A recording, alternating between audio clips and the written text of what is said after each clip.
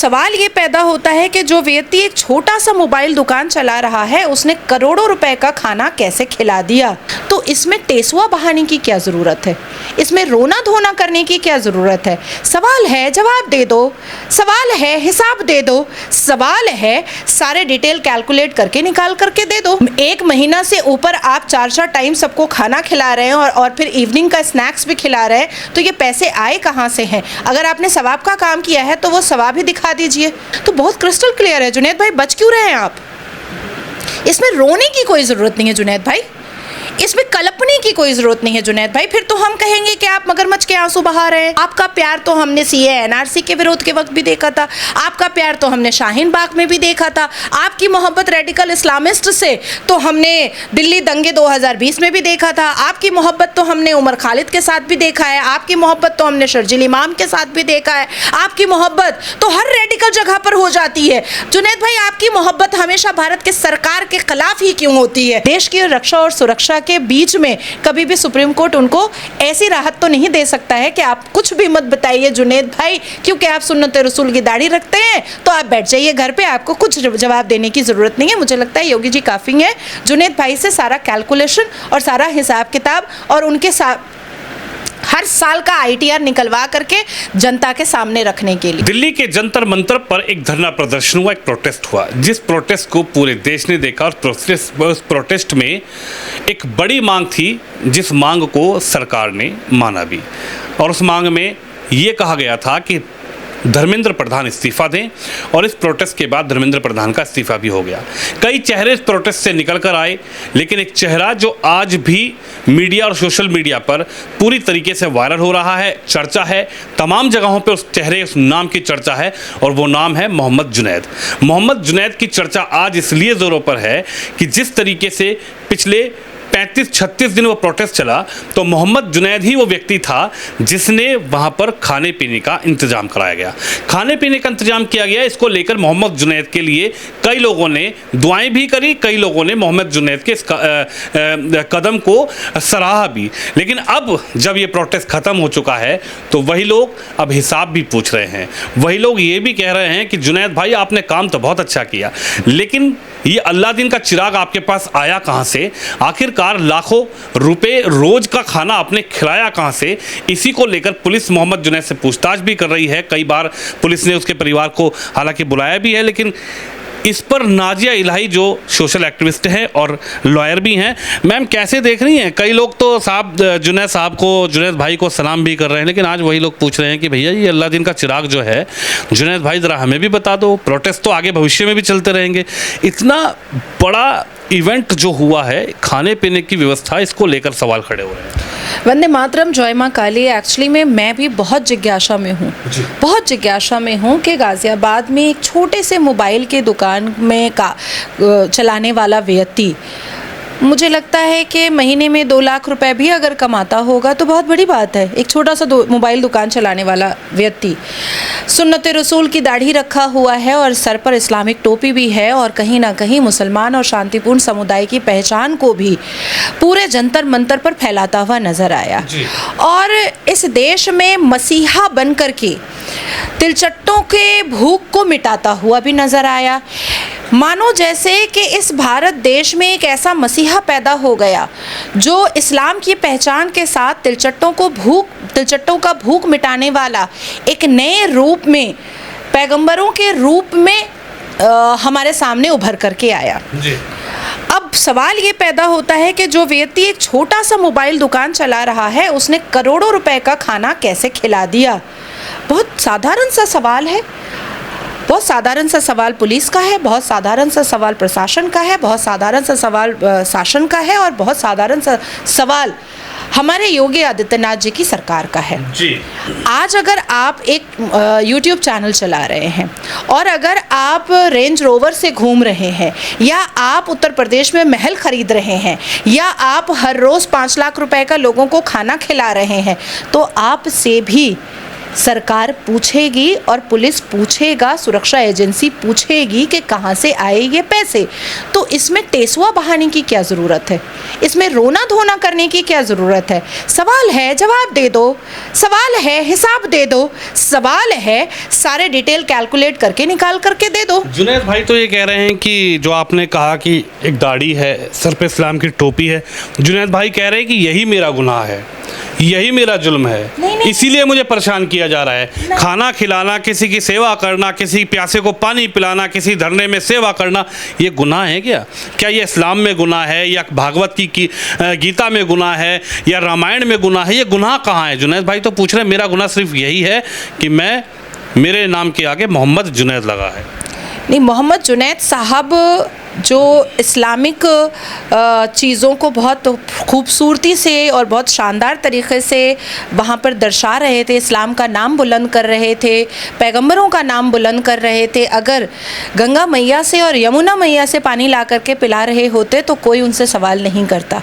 लेकिन कंटेनर में जिस हिसाब से वो खाना लेकर के आ रहे थे, बिस्लरी बॉटल्स लेकर के आ रहे थे, और रंग बिरंग के मतलब 56 भोग वो लेकर के आ रहे थे, तो उसमें सवाल तो खड़ा होता है। 4 टाइम खाना वो लेकर के आते थे। अगर एक टाइम का खाना लाख रुपए का भी था तो 4 टाइम का खाना का मतलब हो गया कि 24 घंटे में वो 4 लाख रुपए खर्च कर रहे थे, और 4 लाख को इंटू 30 से कीजिएगा तो ये करोड़ रुपए आए कहाँ से, ये सवाल तो पैदा होता है।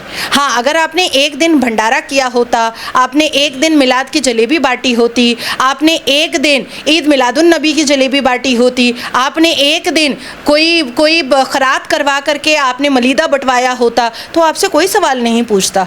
लेकिन 1 महीना से ऊपर आप 4 टाइम सबको खाना खिला रहे हैं और फिर इवनिंग का स्नैक्स भी खिला रहे हैं, तो ये पैसे आए कहाँ से हैं? अगर आपने सवाब का काम किया है तो वो सवाब ही दिखा दीजिए, वो सवाब ही दिखा दीजिए ना कि ये सवाब के काम का पैसा कहाँ से आया। जब व्यक्ति हज करने के लिए जाता है तो वीज़ा उसको सरकार से ही तो लेना पड़ता है ना, डिपार्टमेंट से ही लेना पड़ता है ना। तो उस वीज़ा को पास करने से पहले क्या हमें अपने सारे डिटेल्स नहीं देने पड़ते हैं? तो इसका मतलब है फिर तो कल को मुसलमान ये भी कह देंगे अच्छा अब हज करने के लिए भी हमको अपना इनकम डिटेल देना पड़ेगा, हज करने के लिए भी हमको अपना पूरा डिटेल देना पड़ेगा। मैंने इससे पहले भी कई बार कहा है कि 22 करोड़ में 22 करोड़ मुसलमानों में मात्र 1 करोड़ मुसलमान है जो इनकम टैक्स पे करता है। इसका मतलब है कि हमारे जुनैद भाई जो हैं, जो सुन्नत रसूल वाले हैं, उम्मत रसूल वाले हैं, इस्लामिक है, कुरानिक है, पैगंबर मोहम्मद के सुन्नतों पर चलने वाले हैं, उन्होंने खतना करवाया होगा। मैं उनसे, इसका मतलब है कि वो ITR नहीं पे करते हैं, वो टैक्स नहीं पे करते हैं, क्योंकि अगर वो टैक्स पे ही होते तो फिर तब तो फिर मुझे लगता है कि पुलिस को बहुत ईजी होता उनको उनके कैलकुलेशन को पकड़ना। आज अगर मैं अचानक से उत्तर प्रदेश में 100 बीघा ज़मीन खरीद लूँ, एक चुटकी लगेगी सुरक्षा एजेंसी को मुझे पकड़ने में कि मेरा टैक्स ये बता रहा है कि मैं इतना टैक्स देती हूँ, तो अचानक से मैंने इतना खर्च किया तो किया कैसे? एक बड़ा सवाल ये भी है कि यदि कोई गाड़ी, मैं जैसे आपने मेरे ऊपर कहा कि मैं कल को फॉर्च्यूनर से घूमने लग जाऊँ, रेंज रोवर से घूमने लग जाऊँ, तो लोगों के बीच में चर्चा हो ही जाएगी, खासकर मेरी ही टीम के बीच में चर्चा हो जाएगी। और मैं अपने ऊपर नहीं कह रहा, मैं किसी भी मीडिया, कई लोग हैं जो जुनैद भाई का इंटरव्यू कर रहे हैं, उन इंटरव्यू करने वालों से भी ये सवाल बनता ही है कि भाई अगर कल को आप तुरंत फॉर्च्यूनर में घूमने लग जाएंगे, एक बड़े चैनल में आप काम करा करते थे, आप यूट्यूब पर आए, आपको चैनल से आपने नौकरी छोड़ दी, और कल को आप ऐसे घूमने लगेंगे तो चर्चा का विषय तो बनेगा ही। तो जुनैद भाई से वो पूछ नहीं रहे हैं कि जुनैद भाई ये तो बता दो आए कहाँ से पैसे? एक्चुअली में उनका जो इंटरव्यू हो रहा है ना, वो बाटला हाउस ओखला जैसे जगह पर जो मिल्लत बोल करके एक यूट्यूबर हैं जो हमेशा इस्लाम का परचम लहराते हैं, ईरान के पक्ष में बात करते हैं, पाकिस्तान के पक्ष में बात करते हैं, रेडिकल इस्लामिस्ट को वो स्प्रेड करते हैं, ऐसे चैनलों पर जुनैद भाई जो है वो इंटरव्यू दे रहे हैं। जुनैद भाई बच रहे हैं नेशनल न्यूज़ से, जुनैद भाई बच रहे हैं राष्ट्रवाद न्यूज़ से, जुनैद भाई बच रहे हैं न्यूट्रल न्यूज़ से, जुनैद भाई बच रहे हैं राष्ट्रभक्ति वाले न्यूज़ चैनल से। आप जुनैद भाई को फ़ोन कीजिए, मैं आपको चैलेंज करती हूँ कि जुनैद भाई आपको इंटरव्यू नहीं देंगे, क्योंकि आप काउंटर क्वेश्चन करेंगे। आप उनसे कहेंगे ऑन कैमरा कि अपना इनकम टैक्स फाइल दिखाइए, आप ITR आप कितने साल से सबमिट कर रहे हो और ITR में आप कितना पैसा देश को टैक्स देते हैं वो दिखाइए। क्योंकि जो व्यक्ति 24 घंटे में 4 लाख रुपए खर्च कर सकता है, तब तो फिर वो व्यक्ति बहुत अच्छा टैक्स पे ही होगा।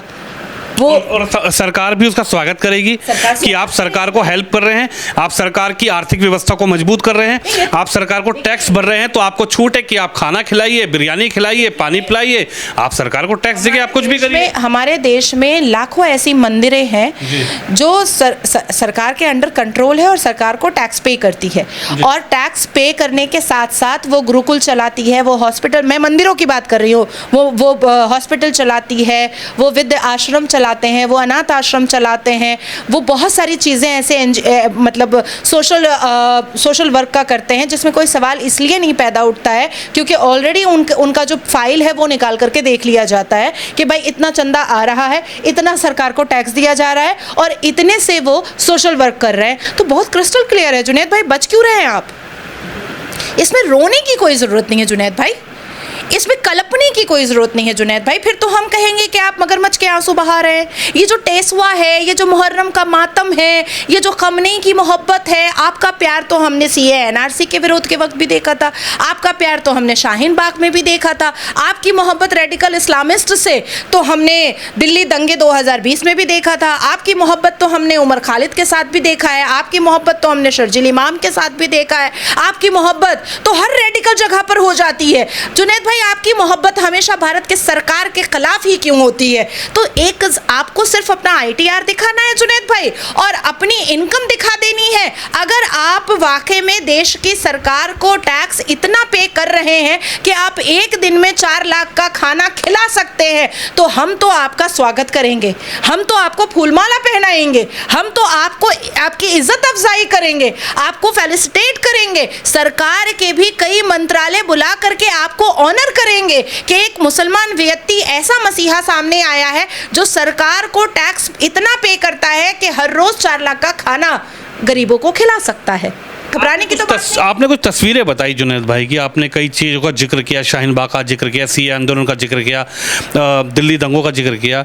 मतलब जुनैद भाई जो है पहले से चर्चाओं का चेहरा है, लेकिन जो चेहरा उभर कर आया है वो आया है बिरयानी खिलाने के बाद। शाहीन बाग के वक्त भी जन्नती बिरयानी खिलाई जा रही थी, याद है आपको? जी। शाहीन बाग में जब भारत तेरे टुकड़े होंगे इंशाअल्लाह का नारा लग रहा था, शाहीन बाग में जब उमर खालिद और शर्जील इमाम आसाम को और चिकन नेक को तोड़ने की बात कर रहा था, शाहीन बाग में उमर खालिद के नाम पर जब रेडिकल इस्लामिस्ट के नाम पर नारे लग रहे थे और जन्नती बिरयानी खिलाई जा रही थी, तब हमारे जुनैद भाई बड़े एक्टिव थे वहाँ पर।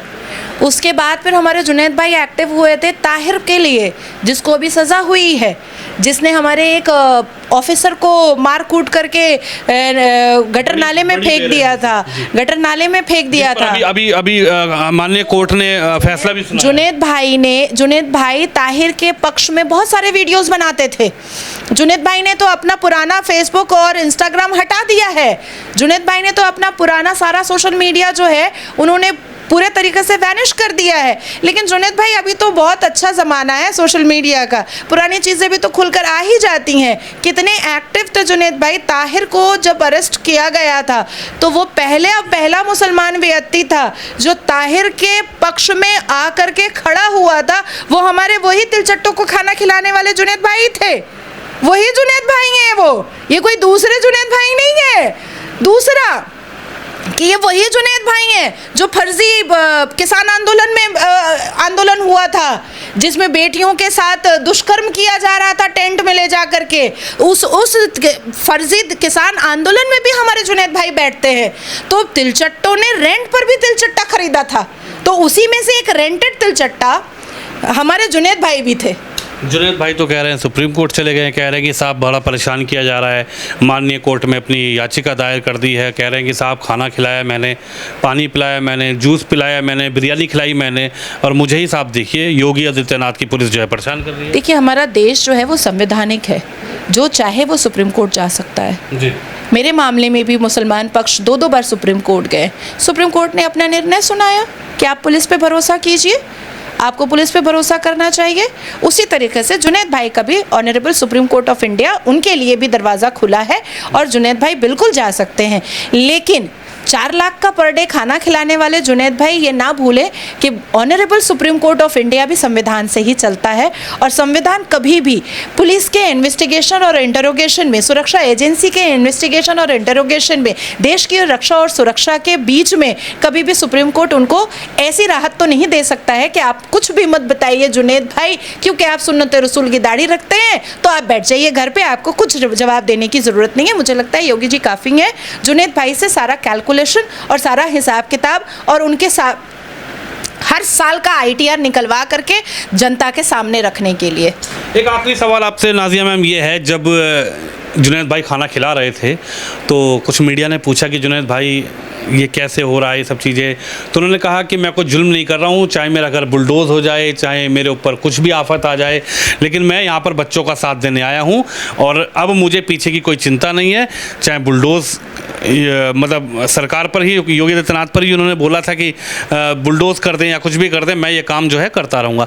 लेकिन अब एक जो इंटरव्यू था उसमें तो बहुत फपक के रो रहे थे जुनैद भाई। देखिए, मुझे ऐसा लगता है कि दिल्ली में के धरती पर खड़े होकर के योगी जी को टारगेट करना ये थोड़ा भारी पड़ गया। ये करना नहीं चाहिए था, होना नहीं चाहिए था। दूसरी बात है कि ये जो मगरमच्छ के आंसू हैं ना, ये मैं कठमुल्लों के बहुत अच्छे से जानती हूँ, बड़ी पेचीदगी से जानती हूँ। और ये पैसा जुनैद भाई को कहाँ से आया, कैसे आया, ये तो योगी आदित्यनाथ जी की सरकार भी पता करके रहेगी। ये तो देश का सर्वोच्च न्यायपालिका भी कहेगा कि बता दीजिए इसमें क्या जाता है। देश की रक्षा सुरक्षा एजेंसी भी पता करके रहेगी। लेकिन जब ये लोग बोलते हैं ना तो सोचते नहीं हैं कि कानूनी कार्रवाई भी इस देश में होनी है, ये सोचते नहीं हैं। आज ये टेसुआ बहाने से कुछ होना नहीं है। ITR भी दिखाना पड़ेगा, बैंक बैलेंस भी दिखाना पड़ेगा, फंडिंग कहाँ से आई, किस अब्बा जान ने भेजा, पाकिस्तान के अब्बा जान ने भेजा, बांग्लादेश के अब्बा जान ने भेजा, ईरान के अब्बा जान ने भेजा, अमेरिका के अब्बा जान ने भेजा, किसने भेजा, अब्बा का नाम तो बताना ही पड़ेगा जुनैद भाई को। अभिजीत दीपके और सौरभ दास के लिए जुनैद भाई कह रहे हैं कि फ़ोन भी नहीं कर रहे हैं मुझे। एक्चुअली में अभी अभिजीत दीपके दुबक गया है, दीपके जो है वो दुबक गया है और निहायत ही बदतमीज़ ये तीनों, रंका, सौरभ और अभिजीत, निहायत ही बदतमीज़ अश्लील किस्म के ये तीनों लोग हैं और तीनों आम आदमी पार्टी के और उमर खालिद के चट्टे बट्टे हैं। ये तीनों सही तरीक़े से देश के संविधान को, देश के कानून को शायद इन्होंने पढ़ा नहीं था। इन्होंने सोचा था कि अरविंद केजरीवाल का छोटा रिचार्ज बन करके हम खड़े हो जाएंगे और छोटे रिचार्ज को सब एक्सेप्ट कर लेंगे। हमारे देश के युवाओं के भविष्य को बिगाड़ने का अगर कोई भी साजिश रचेगा तो उसको डिकोड तो होना ही पड़ेगा। और हम जैसे लोग जो है ना, हम लोग हंगामा करके डिकोड नहीं करते हैं, बहुत शांति से पेपर वर्क से डिकोड करते हैं। चलिए, बिल्कुल हमारे साथ नाजिया मैम है जिनका साफ ये कहना है कि जुनैद भाई को ये तो बताना होगा कि जुनैद भाई के पास पैसा कहाँ से आया था। जुनैद भाई को ये भी बताना होगा कि जुनैद भाई लाखों रुपए का खाना जो वहाँ पर बांट रहे थे, लाखों रुपए की बिरयानी, पानी जो वहाँ पर खिला रहे थे, वो आखिर भेज कौन रहा था। जुनैद भाई को ये भी बताना पड़ेगा कि जुनैद भाई आप पीछे हट नहीं सकते। आप चाहे सुप्रीम कोर्ट माने सुप्रीम कोर्ट जाएं, सुप्रीम कोर्ट भी यही कहेंगे कि आप हिसाब दे दीजिए, आप हिसाब बता दीजिए, आप पारदर्शिता के तरीके से पूरे प्रोटेस्ट में कहाँ से आपको फंड मिल रहा था, नगद पैसे आ रहे थे, हवाला के ज़रिए पैसे आ रहे थे, आपके अकाउंट में आ रहे थे, किससे आप सामान खरीद रहे थे, कितने चावल आप कहाँ से ला रहे थे, कितनी दाल आप कहाँ से ला रहे थे, हिसाब तो जुनैद भाई को देना पड़ेगा। नाजिया मैम जो है एक सीनियर लॉयर भी हैं और सोशल एक्टिविस्ट भी हैं और इनका साफ कहना है कि चाहे कोई कितना भी बचना चाहे, लेकिन शासन, प्रशासन, एजेंसियां ऐसे व्यक्तियों पर ख्याल रखती है, ध्यान रखती है और विक्टिम कार्ड खेलने का प्रयास जो जुनैद भाई कर रहे हैं, उनका विक्टिम कार्ड ऐसे मामले में नहीं चलेगा। कैमरामैन शिवम यादव के साथ विनोद शर्मा।